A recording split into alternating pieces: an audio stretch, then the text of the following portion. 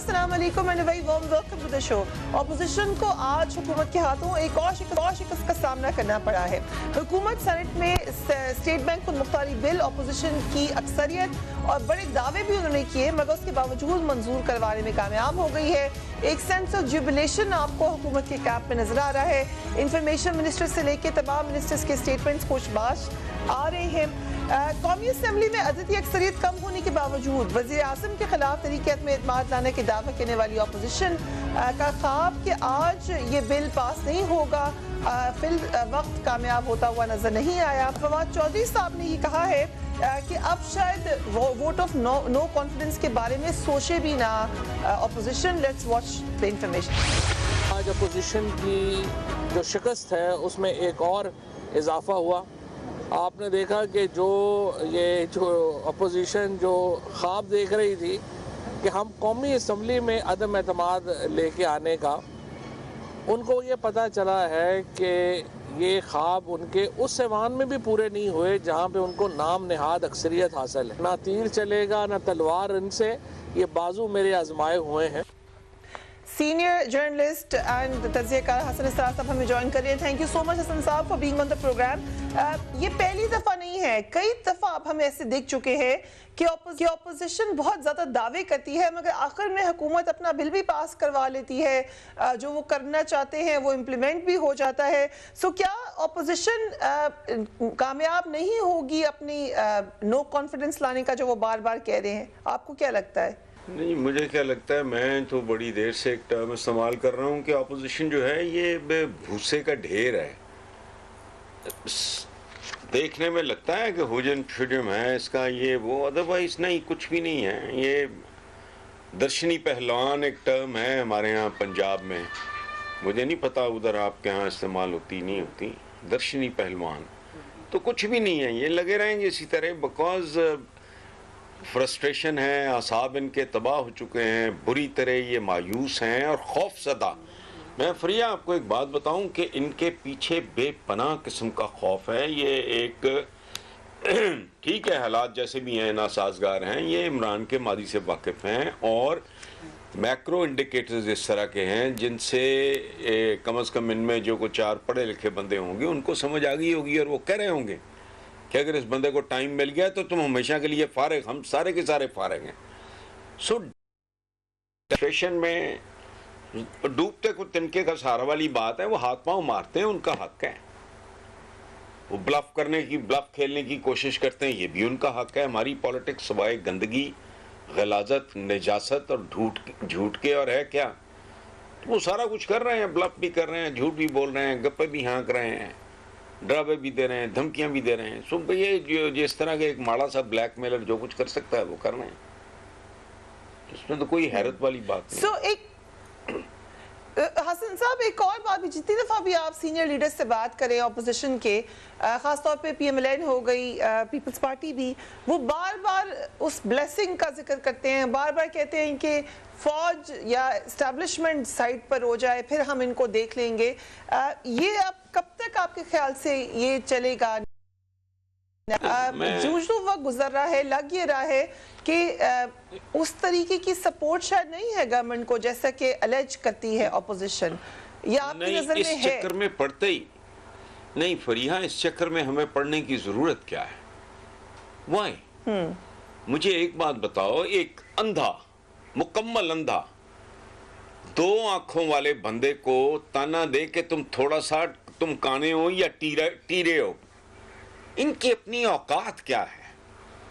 ये इतने ढीठ और बेहया लोग हैं। ये अपने मोहसिन का, जनरल ज़ियाउल हक का, जिसने इनको अपनी जिंदगी की भी दुआ दी थी, उसकी कब्र का रास्ता भूल चुके हैं।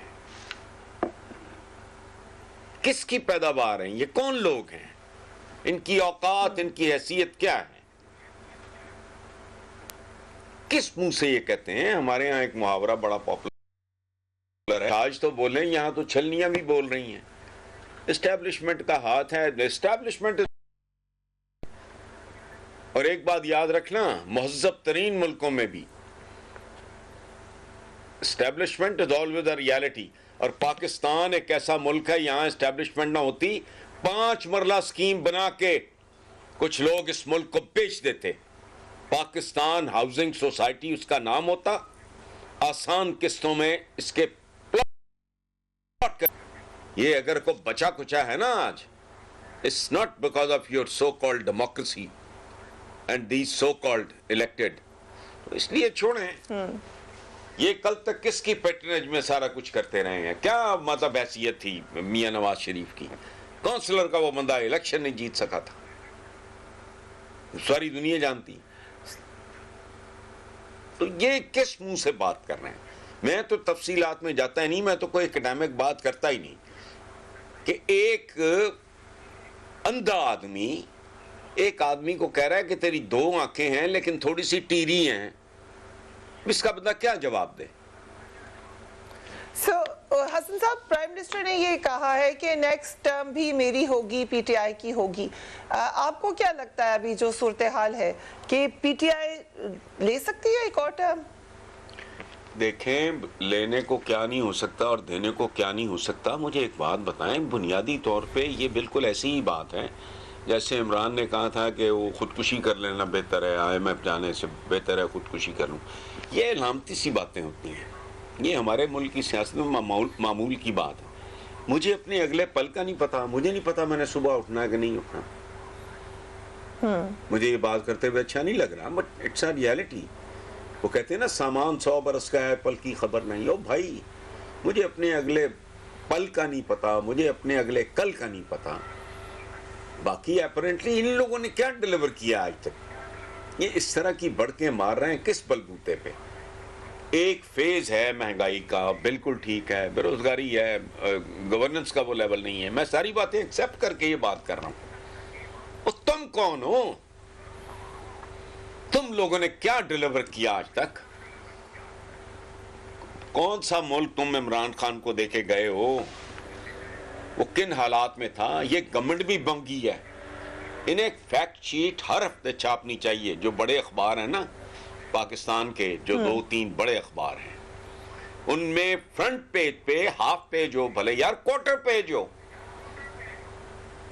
میرے جیسا بندہ جس کا یہ سبجیکٹ ہے, مجھے فگر شگر یاد نہیں رہتے. لوگوں کو ہیمر کرو, روز بتاؤ کہ جب ہم نے ٹیک اوور کیا ملک کہاں کھڑا تھا, کتنے قرضے واپس کر چکے ہیں, کتنے باقی ہیں اور ہوتا کیا ہے. تھوڑا سا بریف ایک لیکن نہیں, یہ خود بھی بنگے ہیں. ادروائز لوگوں کو بتانا کوئی اتنا اوکھا کام نہیں ہے. اور تھوڑا گورننس امپروو کریں تاکہ جو خود ساختہ مہنگائی ہے, دیکھو ہم خود بد کردار لوگ ہیں. It is not just the government, عوام بھی اتنے ذمہ دار ہیں.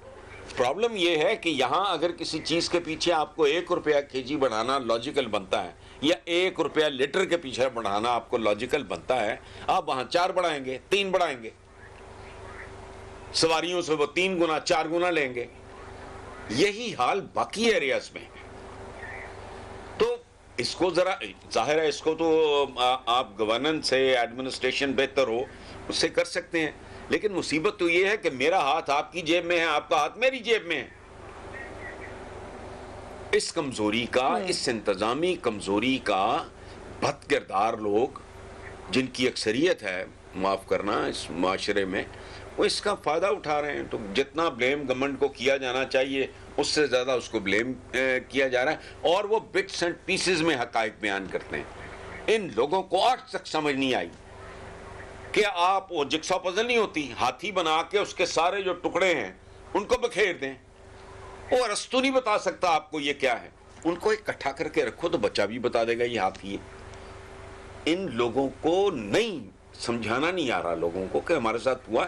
اور ایک اچھے خاصے تعداد ہے لوگوں کی جو معاملات کو سمجھتی ہے, جن کو پتا ہے کہ یہ ابھی ٹریٹمنٹ جو ہو رہا ہے, دیکھو پاکستان کے ساتھ ہو کیا رہا ہے, پاکستان کی اکانومی کے ساتھ تیر لگتا ہے تو تکلیف نہیں ہوتی, ہلکا سا ایک جھٹکا لگتا ہے بس.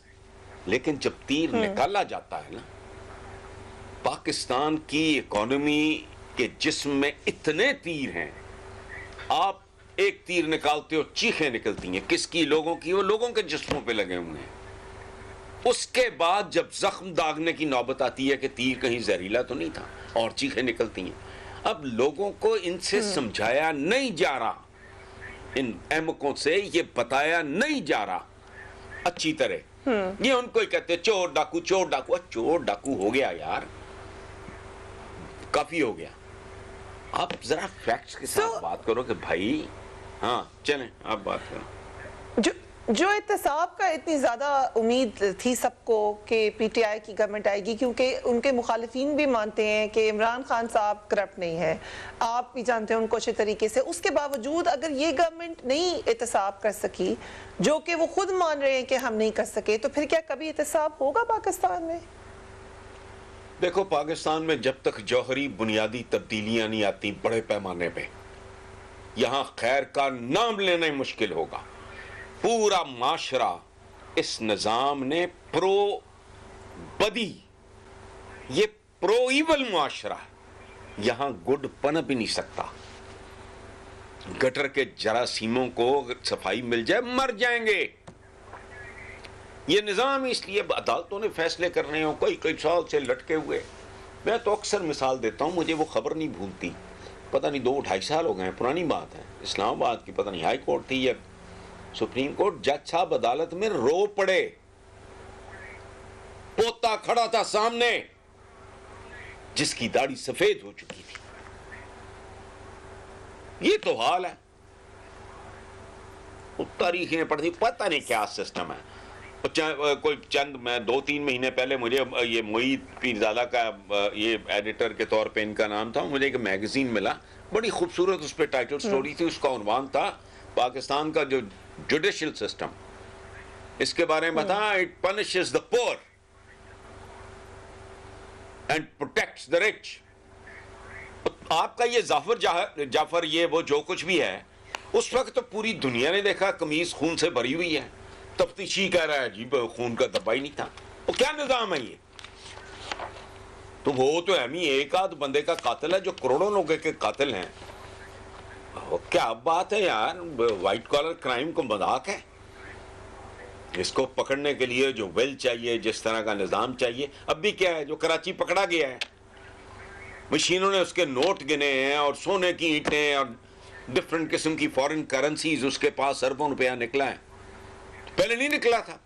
کیا بنا اس کیس کا؟ کوئٹہ میں بندہ مرتا نہیں دیکھا ہم سب نے, روند کے گزر گیا وہ گاڑی پہ, برا ہو گیا. تو لطیفہ ہے یہ. اس میں پرائم منسٹر نے, وہ تو اتنا کنونس ہے, وہ تو کیس بھی نہ سنے. حد ہوتی ہے نا, پرائم منسٹر کو جادوگر تھوڑی ہے. ایک پورا سسٹم ہے جو ان لوگوں نے وضع کیا ہے جو بنیادی طور پہ کرپٹ تھے. یہ سسٹم عوام کا بنایا ہوا نہیں. عوام کی نمائندگی آج بھی ان ایوانوں میں میرا خیال ہے 5% بھی نہیں ہے. کیا بات کرتے ہو آپ؟ وقت ہوا ایک بریک کا, and we will be right back.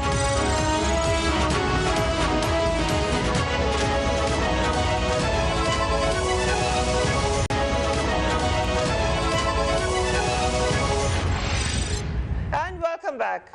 آپ نے شروع میں کہا تھا کہ آپ کو مایوسی ہوئی تھی پی ٹی آئی کی گورنمنٹ سے, اب کچھ انہوں نے ایکشنز لیے ہیں, کچھ ڈائریکشن لینی شروع کی, ابھی اکانومی کا آپ نے خود ذکر کیا. آپ کو کیسے لگ رہا ہے کہ ٹریک ٹھیک ہوتا ہوا نظر آ رہا ہے پی ٹی آئی کی گورنمنٹ کا کہ نہیں؟ بالکل ہوتا. اس کی وجہ ہے, غصہ مجھے بھی چڑھتا ہے. دیکھو یہ بڑی بظاہر ایک تضاد نظر آئے گا, بڑا پیراڈاکس ہے اس میں. چڑھتا میں بھی ہوں, غصہ مجھے بھی چڑھتا ہے, لیکن میں چونکہ بدقسمتی میں جانتا ہوں یہ مرض کیا ہے, کتنا پرانا ہے, کتنا شدید ہے, اور امراض کتنے ہیں. اور گورنمنٹ نہیں ہے, عمران سے لے کے نیچے تک میجورٹی آف دا پیپل, ان کو تو پتہ ہی کھ نہیں, اناڑی ہیں. میرا جو کمیونیکیشن کی دنیا میں میرا جو کنٹریبیوشن ہے وہ ڈھکا چھپا تھوڑی ہے. آپ مجھے سکھ یونٹ دے دو, کہو کہ یہ شوگر مل ہے چلاؤ. وہ بھائی مجھے لرننگ کرو سے عمران کو کرکٹ میں بھی گزرنا پڑا. مجھے نہیں کرکٹ آتی, میں نے لوگوں سے سنا ہے, سچی بات ہے, کئی لوگوں سے سنا ہے. مجھے نہ دلچسپی ہے کرکٹ میں, نہ مجھے سمجھ ہے اس کی. وہ لرننگ کرو تھا بہت. پھر یہ اس کے ساتھ یہی سارا کچھ ہوا ادھر شوکت خانہ میں, یہی کچھ ہوا نمل میں, یہی کچھ ہوا پولیٹیکل پارٹی بنانے میں. لوگ احمق ہیں, اتنا بھی نہیں سوچتے کہ عمران خان کے گلیمر کی وجہ سے, اور نہیں, تمہاری بےہودگیوں کی وجہ سے. ورنہ عمران تو پہلا الیکشن سویپ کر لیتا. اس وقت ورلڈ کپ بھی نیا تھا, اس وقت یہ ہاسپٹل بھی نیا تھا, عمران واز مچ ینگر. اس کا کوئی گلیمر شلیمر کام نہیں آیا, اس کی محنت کام آئی ہے. گلیمر کام آیا ہوتا تو 22 سال دھکے کھاتا. اب یہ چونکہ ٹرم اتنی ہوتی ہے اور فلانا ہے, لوگ فرسٹریٹ ہو جاتے ہیں, جہالت بہت عام ہے, جذباتیت بہت عام ہے. ادروائز اس کو چیزوں کا ایک بار سمجھ آ گئی تو تماشا دیکھ لینا آپ. I am convinced. وقتی طور پہ اریٹیٹ ہوتا ہے. I am an ordinary citizen of this country. میں جب لوگوں کی چیزیں سنتا ہوں مجھے کوفت ہوتی ہے, غصہ چڑھتا ہے. جو ایک دفعہ ہم بار بار یہ سنتے ہیں نعرے کہ پاکستان از موونگ فارورڈ, پرانا سسٹم ختم ہو رہا ہے, نئے اب ان لوگوں کو دوبارہ سسٹم میں نہیں لایا جائے گا. پھر ہم دیکھتے ہیں گھوم کر وہیں پر آ جاتے ہیں. ابھی پھر بات ہو رہی ہے کہ نااہلی کی درخواست کے بارے میں پٹیشن جا رہا ہے, کوئی کہہ رہا ہے نواز شریف واپس آ رہے ہیں, کوئی کہہ رہا ہے کہ اس طریقے سے واپس پرانے سسٹم میں جائیں. تو کیا پاکستان ہاسٹیج ہے اس سسٹم کا, کبھی نہیں نکل سکے گا؟ بالکل ہے, بالکل ہے. پاکستان میں تضادات اپنے عروج پہ ہیں, اتنی کانٹرڈکشنز ہیں. مجھے بتاؤ آپ 22ویں گریڈ کی ٹیک ہوم ہے کیا؟ وہ 2020 میں زندہ کیسے ہے؟ مجھے سمجھا دے کوئی. ہم فیملیز نہیں چلا رہے, ہمارے بچے نہیں ہیں, وہ نہیں پڑھتے, وہ باہر نہیں جاتے.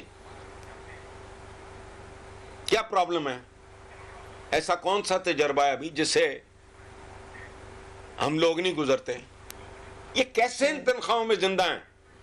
یا کوئی مجھے بتاؤ 1 ملین ہوگا جس کے کوئی ان لاز یا اس کے ماں باپ اس کو سپورٹ کرتے ہوں گے. جیسے Shafqat Mahmood, the friend of arts, میں جانتا ہوں جب وہ سول سروس میں آئے تو اوقات کیا ہے, لیکن اس فادر واز ویری ہیپی کہ پتر ہمارا افسر بن گیا, صاحب بن گیا, بٹ ٹھیک ہے گھر سے لے کے پیسے کھاؤ. I personally know it. باقی زندہ کیسے ہے کوئی؟ پٹواری کی تنخواہ میں کیسے زندہ ہے؟ اور جو 22ویں گریڈ کا افسر ہے, پرکس شخص کو مارو گولی, پرکس ہوتے ہیں نا تو فیسیں تو نہیں ہوتی. اچھا ہائی پروفائل سکولز میں, کالجز میں بیرون ملک آپ کے بچے پڑھ رہے ہیں, ویکیشنز بھی ہو رہی ہیں, اور تمہاری اوقات کیا ہے؟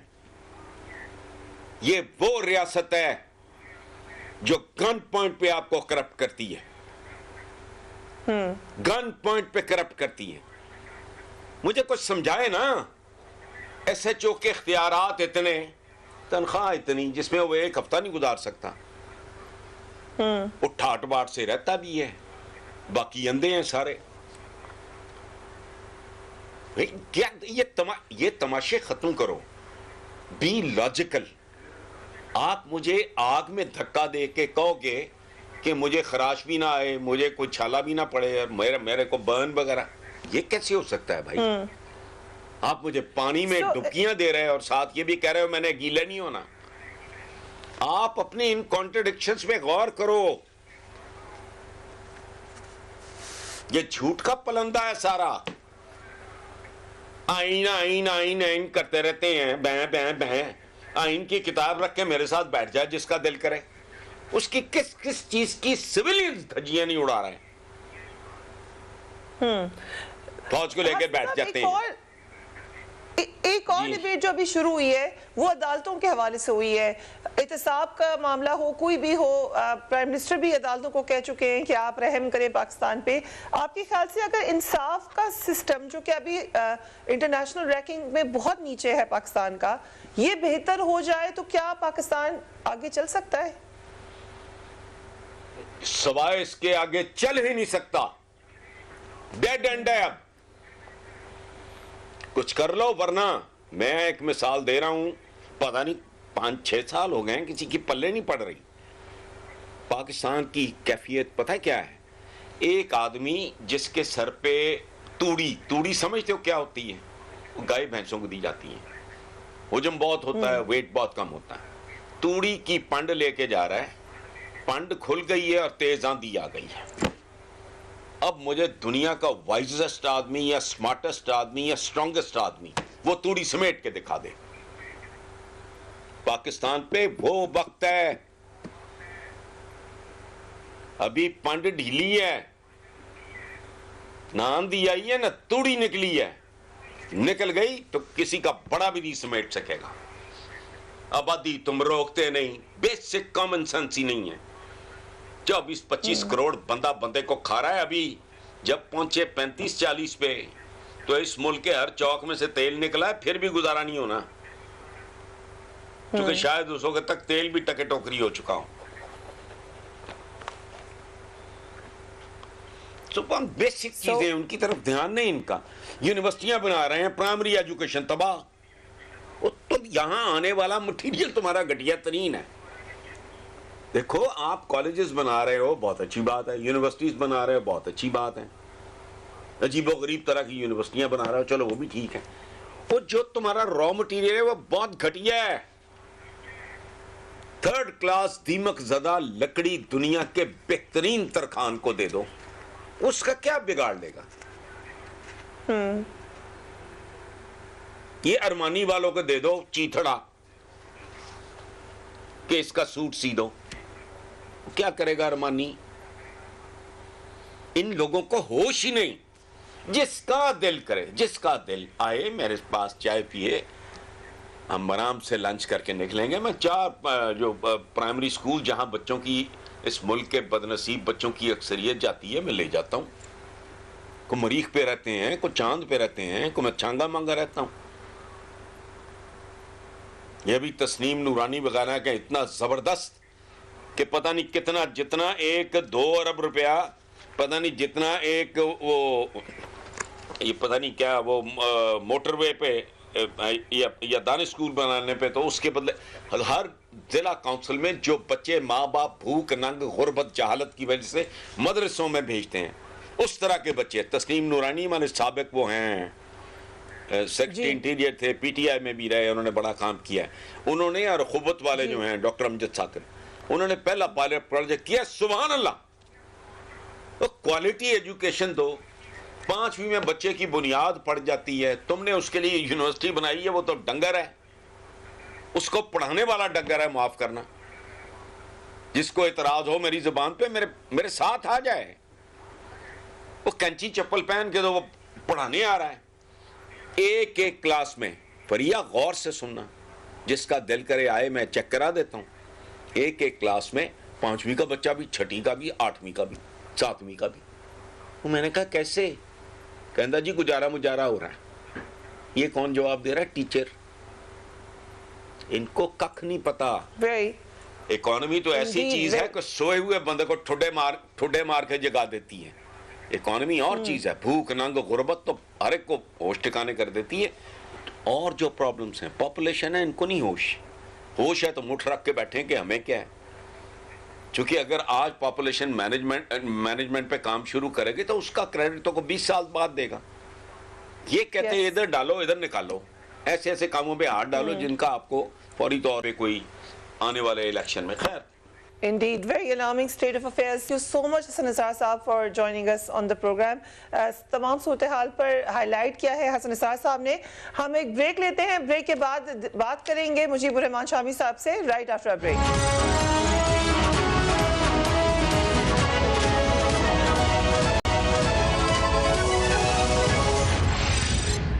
Welcome back. Supreme court bar ایسوسی ایشن نے سپریم کورٹ میں تاحیات نااہلی پر نظر ثانی کے لیے پیٹیشن دائر کر دی ہے.